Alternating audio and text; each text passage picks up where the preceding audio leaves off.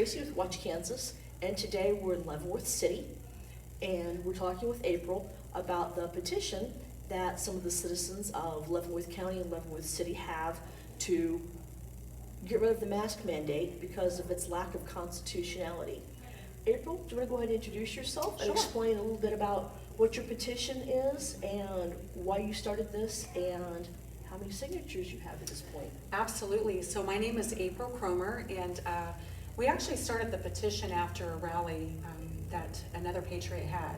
So what happened was the city did not give the public 24 hours notice to let them know that they were going to vote on the mask mandate issue, actually implementing a mask mandate. Is that something that's required by your city government? Yes, Okay. yeah, they should give a 24-hour public notice. Okay. So they didn't do that. However, a bunch of patriots got together and we all met in front of the city council building. I saw some video on that. Yeah, it was really great. And so a few people did try to get on to have testimony, but they were denied.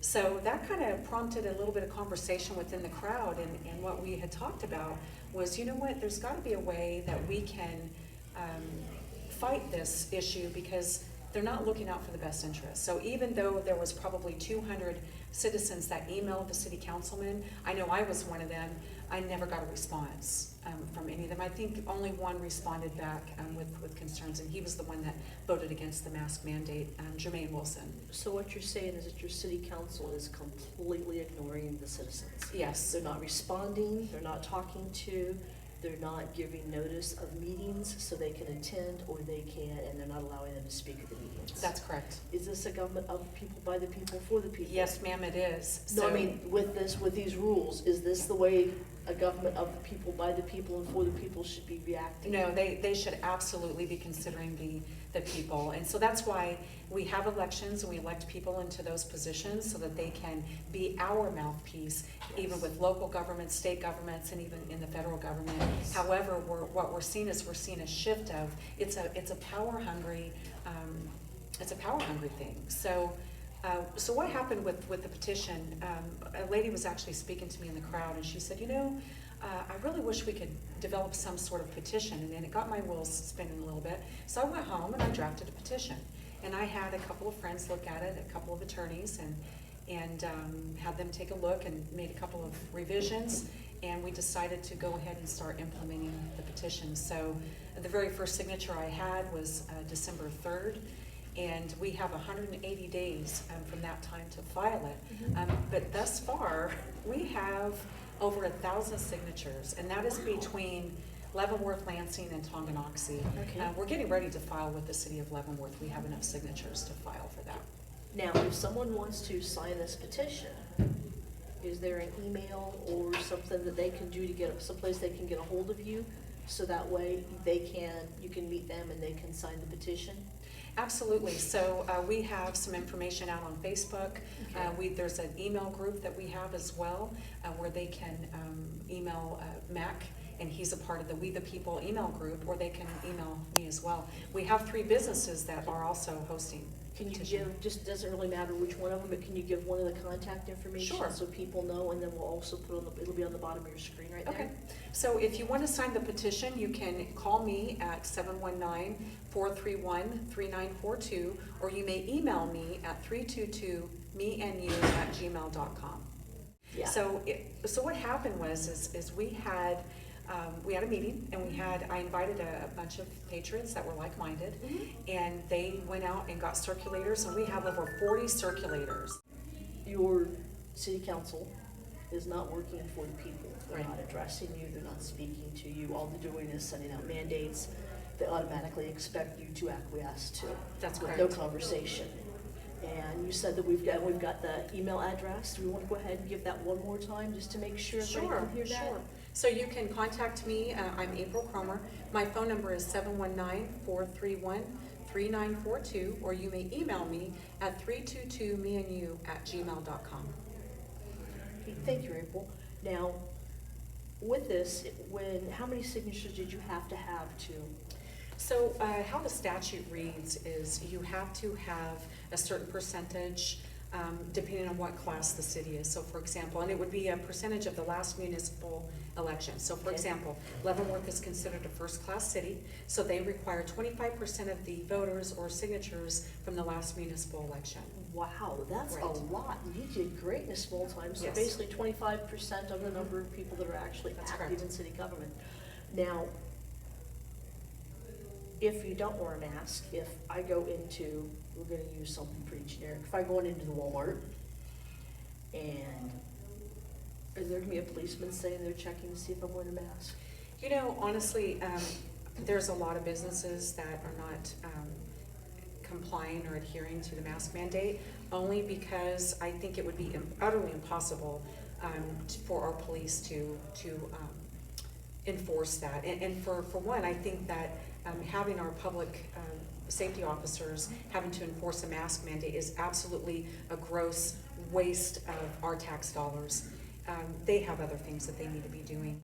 Because I have to tell you that there's probably in the city of Leavenworth at least 45 to 50 small businesses that have signed the mask mandate because they want the ability to be able to allow their customers to make that decision. So for one, if you're a small business owner, because of the economic crisis that happened with COVID, do you really want to turn down customers when you need that money to come in and pay your bills to put food on the table? No, absolutely not. So you have business owners that are kind of in a desperate mode right now. They really need business. We really need to be shopping locally, but we also need to make sure that people are protected too. But how do you do that? You wash your hands. Wash your hands. So Yeah. Kansas, as an example, the majority of the counties that did not have a mask mandate, there wasn't really much of a difference. But the statistics for Leavenworth County, we have some 82,000 citizens in the county, and I believe there were only 42 deaths, I believe. So if you do the math of that, that's like a 99.995, somewhere around there, don't quote me on that, Yeah. rate of recovery. So it's not as deadly as what they have put out there. The fear mongering is what has people completely in fear with the mask issue. Yeah. But the issue that I have with that is this. So the reason why we started that petition, there was a couple of reasons, okay? So one of them was the simple fact that it's kind of a twofold. You have small businesses that were giving waivers. So for example, you can go from the front door and you can walk to a table. You have to have your mask on, but as soon as you sit at a table, you can mysteriously take off the mask and the COVID is not going to spread. So to me, the logical is like, what in the world were they thinking? So you have to wear it from the front door to sit down, and to sit down you can take it off. It makes absolutely no logical sense. But then churches were not giving that same exemption. So in places of worship, they were not afforded the opportunity to worship, take off their mask during praying, singing, and even fellowshipping. It's a big part of a lot of churches where they get together and they fellowship. So, and you even have there was a newspaper article from the chief of police who said he would fine churches. So he didn't say I would fine businesses. He didn't say I would fine citizens. He said I would fine churches. That sounds like that's an attack on our religious freedom. Absolutely. Do we have a constitutional amendment regarding that? Yes. You think maybe Yes. the founders knew Yeah. that this could be a problem at some point? Because Absolutely. isn't that how we were founded to a great extent? That's right. People came here for religious freedom, Mhm. and now we're blocking that religious freedom? That's right. And you know what's interesting about this whole petition is one, we have in the Kansas statutes that tell us that we as citizens can file a petition and the process and how to do so. So us, the individuals that are actually circulating and working on this petition, we are exercising our constitutional right within the Kansas Constitution to be able to do that. So there's a lot of people, a lot of things that are going around Facebook right now. There was even a newspaper article that was placed from the city council that has really, what they've done is they've said, this is the Republican Party is doing this. Well, let me tell you, let me give you a statistic. 40% of the people that have signed these petitions are Democrats. So it's not a party issue? No, it's it a is people not. issue. That's right, absolutely. Leavenworth seems to be very bipartisan overall, Mhm. with talking with the different elected officials and working with during the election cycle up here. your people are very bipartisan, Yeah. and it doesn't seem like a lot of them are, I'm a strict Republican, I'm a strict Democrat. They go with who they like. And so it's not Yeah. as much of a partisan city as a lot of cities are, from what I can see. Sure. Now, what is your next step? You've got these signatures, you've got your petition, you're gonna file it with the city. Yep. What happens when you file it with the city? Well, the city has a certain amount of time where they can either adopt the petition or adopt the ordinance that we've placed, and it'll repeal their current ordinance. And then they have a specific amount of time. If they reject it or they don't approve it, then it'll go to special election. Oh, so they will be required to put this on the Yes. ballot. That is amazing, Leavenworth. Did you hear that? You will have the chance, if your city council does not approve this petition, you will have the chance to vote on it yourselves. Now, what if they drop the ball? What if they don't do it? Then the ordinance that we've attached to the petition will automatically be adopted. And I do want to preface this, and I didn't hear this, and I really don't like to say things unless it was directly directed towards me. I didn't hear it from the horse's mouth, but I do understand that there was a city councilman that indicated that he would prefer to just wipe his behind with the petition. What that says to me, and what that should say to all of you who are citizens of Leavenworth County, who want their voices to be heard, that should tell you that they don't care what the people think. If he said he would prefer to wipe his butt with the petition, then that pretty much is saying they don't care about what you want your voice to be heard about, over any issue, especially with this petition. So what that tells me is this is all about control. This has nothing to do with the stopping the spread of COVID-19. It has nothing to do with, and I know a lot of people argue that. They try to argue that, well, the mask help prevent the spread, and I don't really want to go down that rabbit hole of information. However, we know that, like I said earlier, that the mask mandate counties, they're a little bit lower in the percentage as far as positive tests. Absolutely, I've had a couple of friends who have tested. They've called me, tested positive for it, and have called and said, just out of protection. And what that tells me, when people do that, is that we really do care. So those of us who choose not to wear a mask, it's not that we don't care about other people. We do. So if someone comes up to me, like when I go into the grocery store, for example, I maintain my distance. I kind of like my distance. I've always done that. Even before the COVID-19 scare, I've always kept my distance from people. I've always washed my hands. I've always used hand sanitizer. So my hands bleed in the wintertime absolutely, because I wash them so much. I washed my hands 3 times this morning when I was getting ready, when I was getting dressed to put on makeup. That's just normal. Yes. I mean, that's just normal. But we do care. So the point is this: the petition was not developed particularly for the mask issue. It was specifically towards the government overreach, and there's been a lot of naysayers and mockers regarding this. But what they need to understand is that we've talked about the city council where they did not allow 24-hour public notice. Yeah. Okay, we've talked about how they're putting these measures upon business owners to refuse patron when they know they're hurting economically. And we've talked about, I want to give you one more example.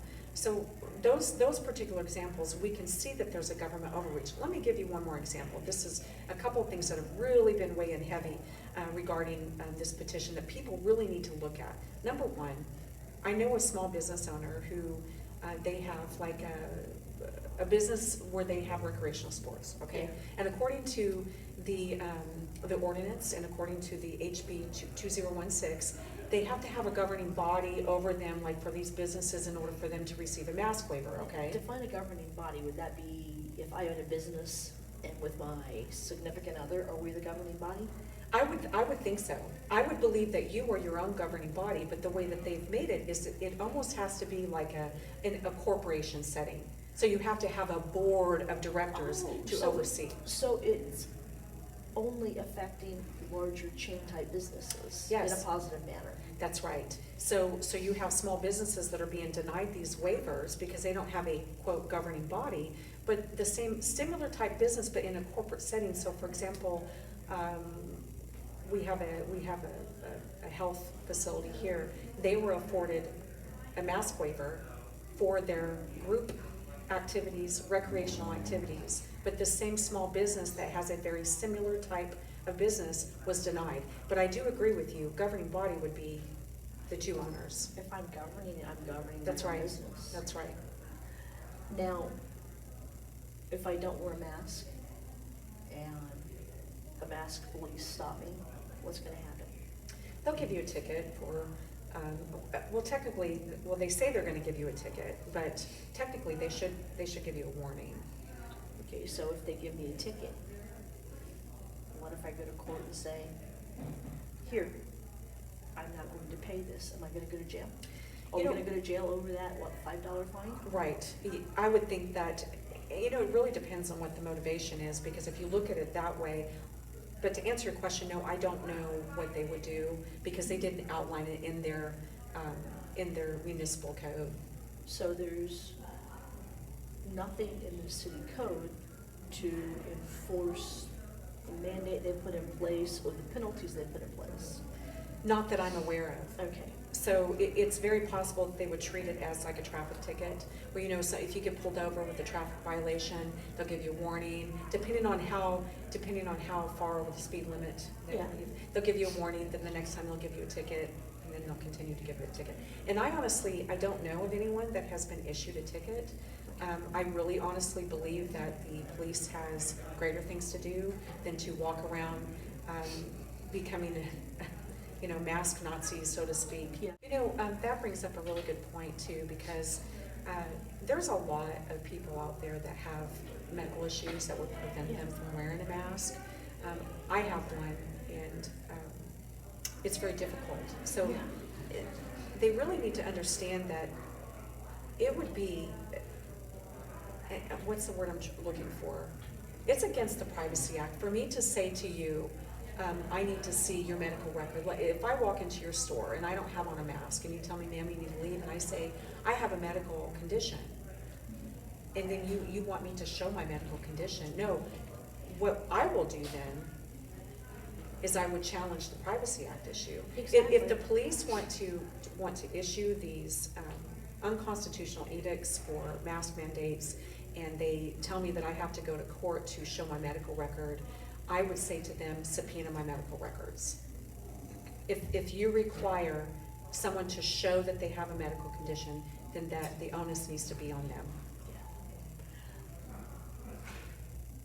What's the timeline that you're thinking this is going to be filed, and approximately you're gonna have to do something in the city? Well, we're going to file with Leavenworth this week. We have enough signatures. We're still working on Lansing, but what we did is we shifted all of our focus to Leavenworth, because Leavenworth has the majority of small business owners, and there's a lot of churches in Leavenworth.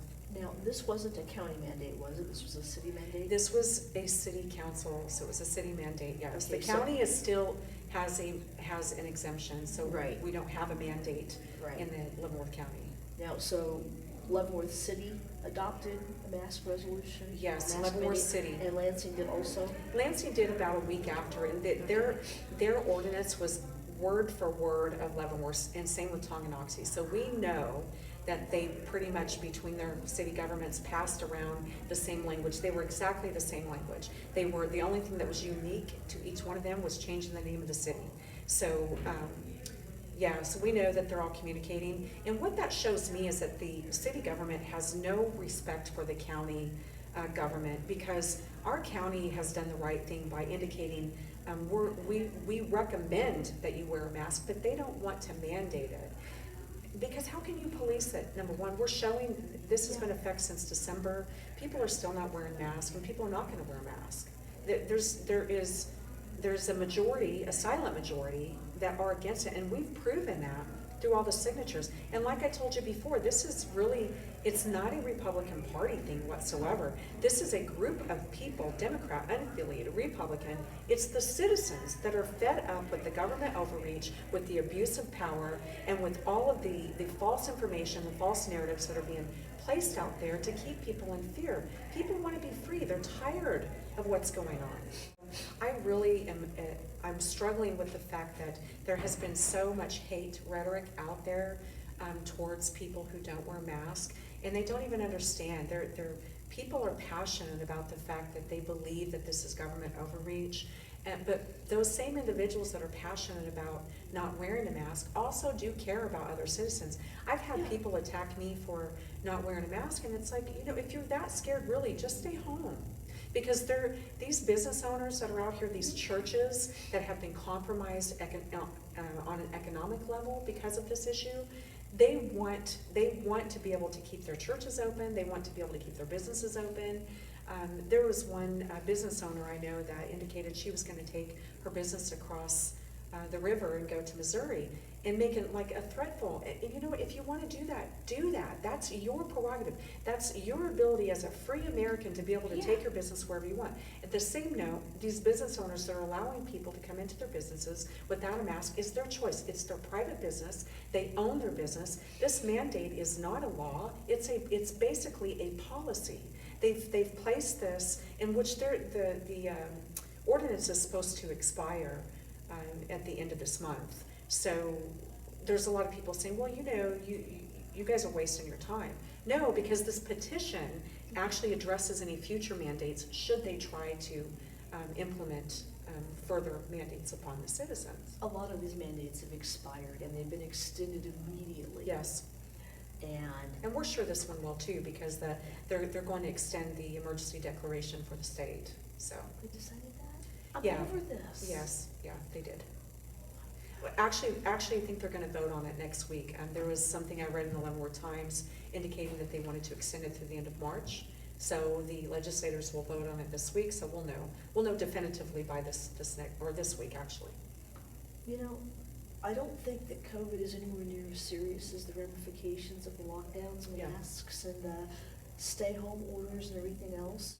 Let me just point out something along those lines. So going door to door, like we have, hitting over, more than 2,000 doors. Sweet.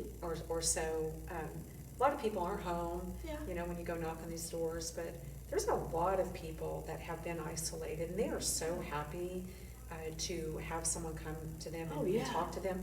I spent 20 minutes conversing with a woman who she didn't want to sign the petition, but we had a nice conversation about the mask mandate issue, how she feels. What I'm noticing is that some people, they just want their voices to be heard.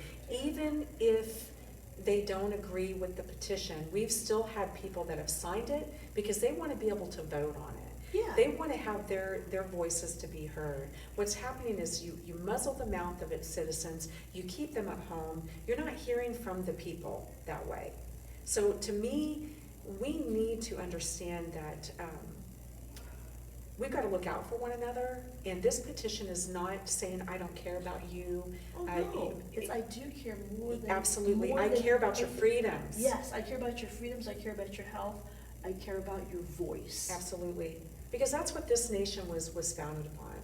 And like you said earlier, the forefathers knew what they were doing when they put the First Amendment in there, the freedom to assemble, the freedom of religion. And we know, we all understand that what has been going on, that not all people are honest.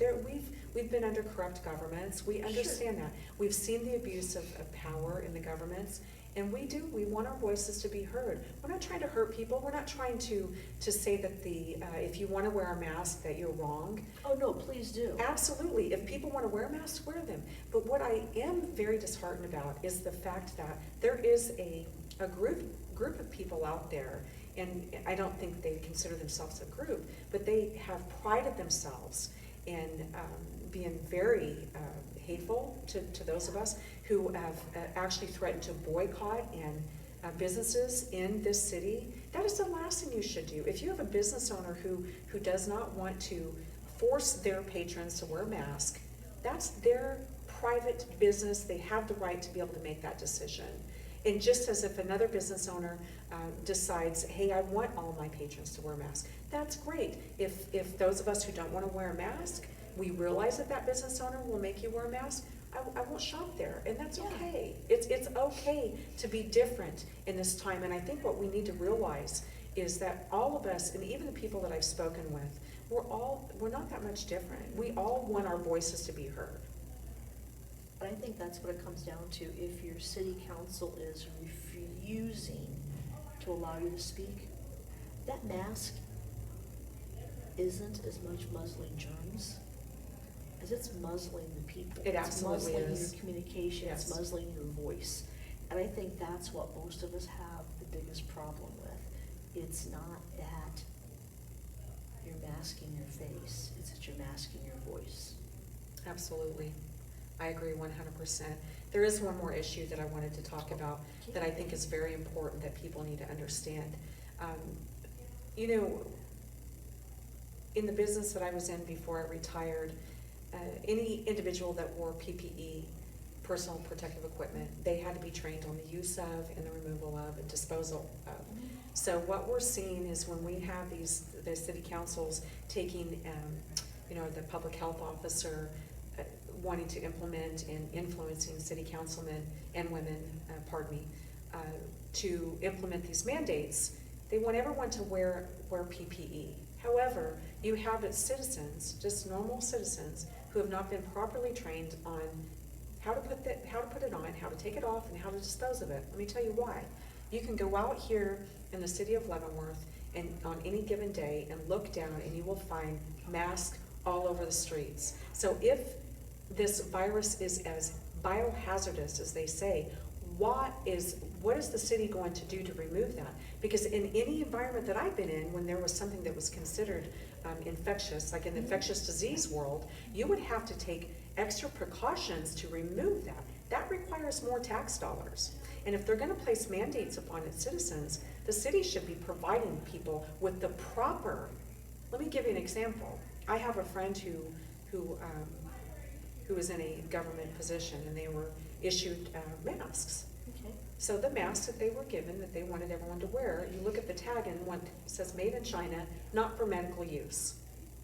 So How, this isn't that protective, what's the difference between that and the t-shirt that you can cut a little mask out of and put over your face? that's right. And So it's then not, fold it's back not, up and put in your pocket. it's and then not a while later stopping the put it back spread. on. It's not used, so when you have a physician that goes in and you have a patient who has a infectious disease. Yeah.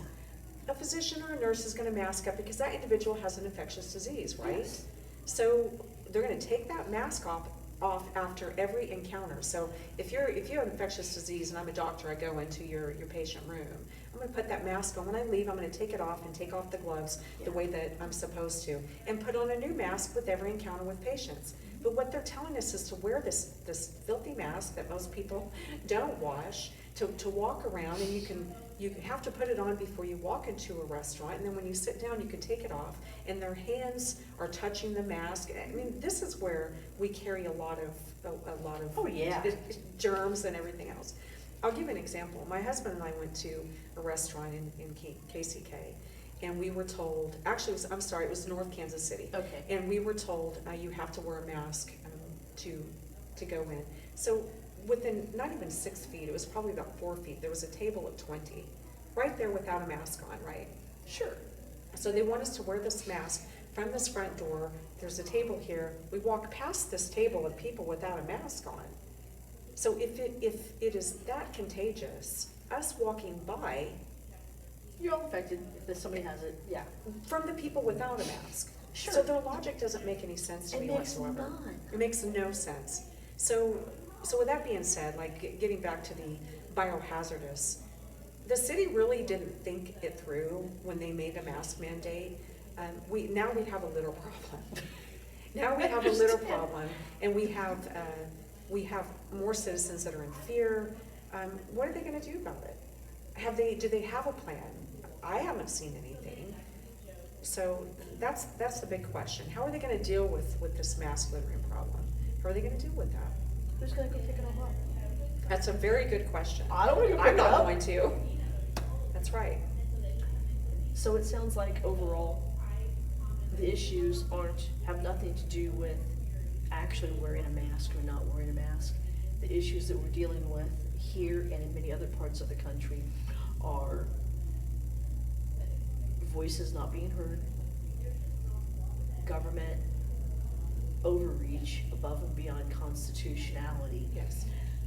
and closing down the freedom of assembly. It's the corporations that are being afforded, all these immunities from all these unconstitutional mandates and exemptions. They're being afforded all kinds of exemptions.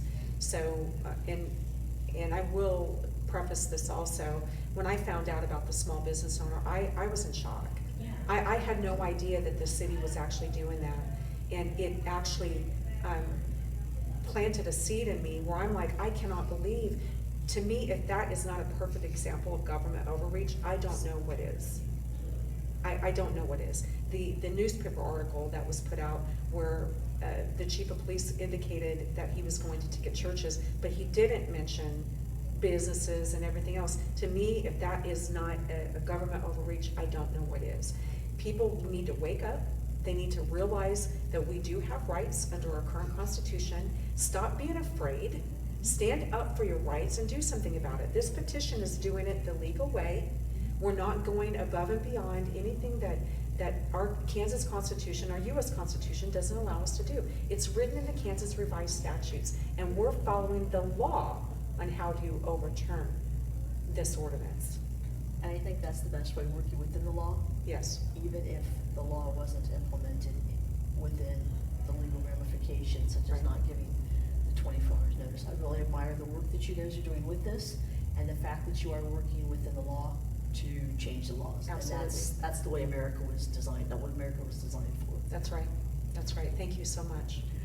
Is there anything else you'd like to add before we wrap things up, April? No, thank you so much for this opportunity to get out a little bit more information to the public. So thank you for what you do. Thank you for coming out and allowing Watch Kansas to talk with you and let Kansas know what's going on, because that's the most important point. This is Tracy and April with Watch Kansas. Thank you and have a great day.